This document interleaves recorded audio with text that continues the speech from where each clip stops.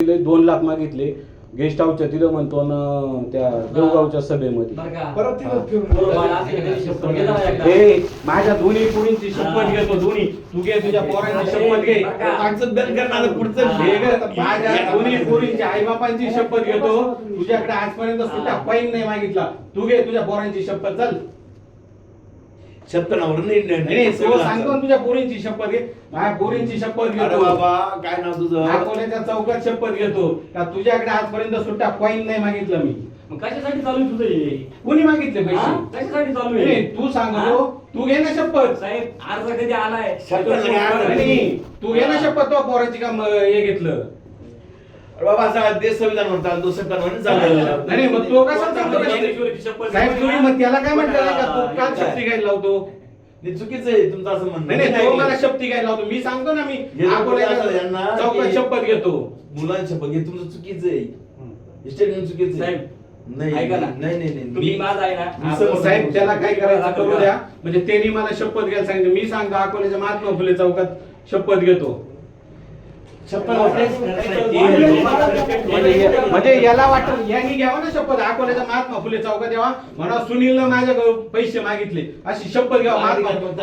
मी माझी आई बाप बायको पोरं सगळे घेऊन महात्मा फुले चौकामध्ये. म्हणजे यांनी काही शपथी घ्यायला लावायच्या.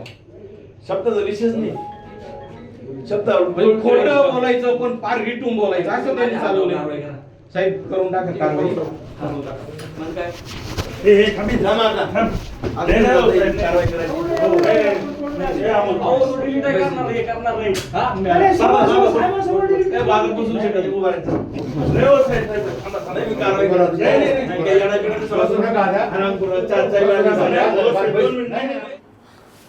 बघितला सर्वांनी व्हिडिओ बघितला.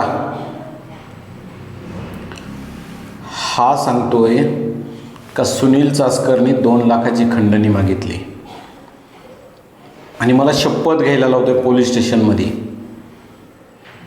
आपण बघितलं असेल मी माझी शपथ घेतली, माझ्या मुलींची घेतली, माझ्या बायकोची घेतली, आईवडिलांची घेतली.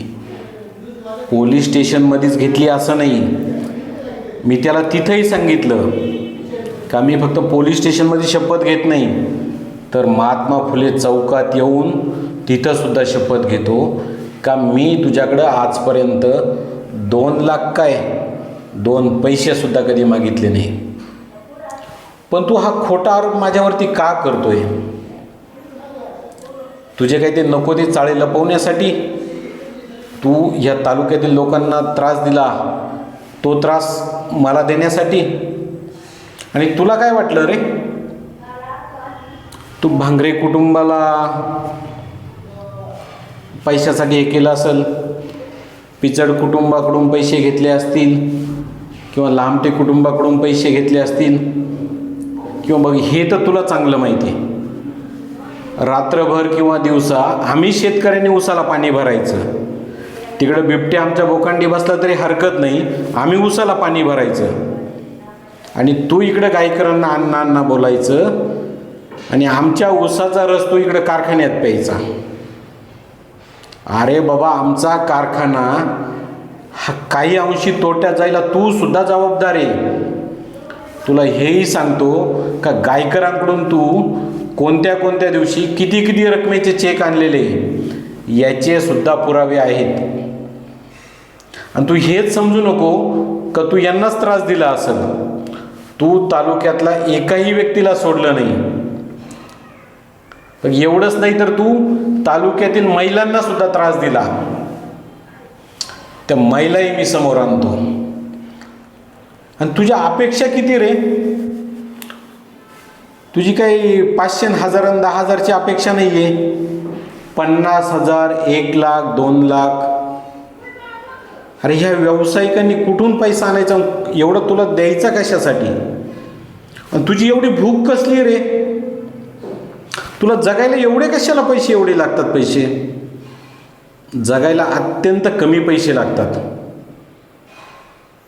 फक्त माणूस चाळे करणारा किंवा व्यसनाधीन नसावा. कमी पैशातही माणूस जगू शकतो.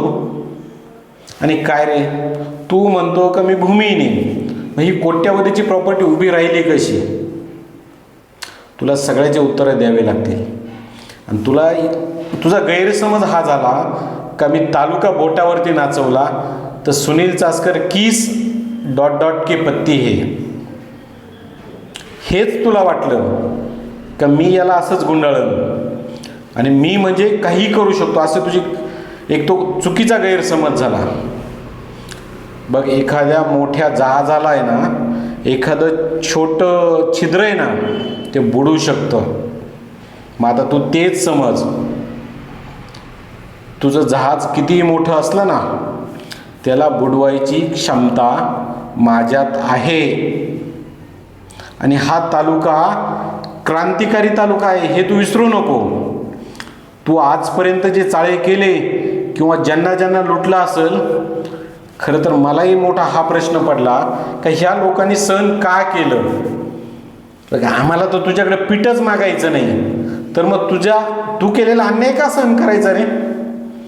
तू जर मला शपथी घ्यायला लावतो, तुला सांगतो तुझ्या कुटुंबाला घेऊन ये, अगस्ती महाराजांच्या मंदिरात शपथ घे, कळसला जा, जे तुझं ग्रामदैवत आहे, आमचं देखील ग्रामदैवत आहे, ग्रामदैवताची शपथ घे का सुनील चासकरने माझ्याकडे 2 लाखाची खंडणी मागितली.